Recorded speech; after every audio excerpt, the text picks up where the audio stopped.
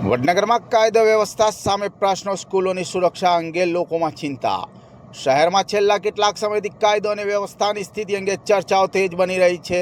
અગાઉ નશાની હાલતમાં જાહેર રસ્તા પર પડેલા વ્યક્તિઓના વિડીયો વાયરલ થયા બાદ હવે શહેરની કેટલીક શાળાઓની બહાર અસામાજિક તત્વોના ટોળા ઊભા રહેતા હોવાના આક્ષેપો સામે આવ્યા છે, જેના કારણે વિદ્યાર્થીઓ, ખાસ કરીને દીકરીઓની સુરક્ષાને લઈને વાલીઓમાં ચિંતા વ્યાપી છે. સ્થાનિક લોકોના જણાવ્યા મુજબ શાળા શરૂ થવાના અને છૂટવાના સમયે કેટલાક લોકો શાળાની બહાર એકત્રિત રહેતા જોવા મળે છે. આ પરિસ્થિતિને કારણે વિદ્યાર્થીઓ અને વાલીઓ અસુરક્ષાની લાગણી અનુભવી રહ્યા હોવાની ચર્ચાઓ ચાલી રહી છે.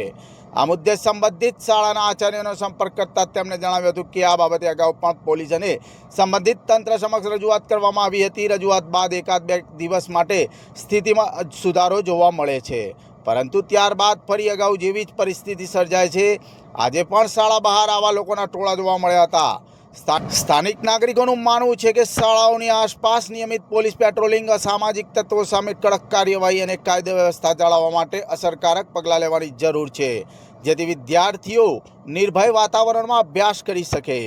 આ સમાચાર સ્થાનિક લોકો અને શાળા સંચાલન દ્વારા વ્યક્ત કરાયેલા આક્ષેપો તથા રજૂઆતોના આધારે તૈયાર કરવામાં આવે છે. સંબંધિત તંત્રનો પક્ષ ઉપલબ્ધ થશે તો તેને પણ યોગ્ય સ્થાન આપવામાં આવશે.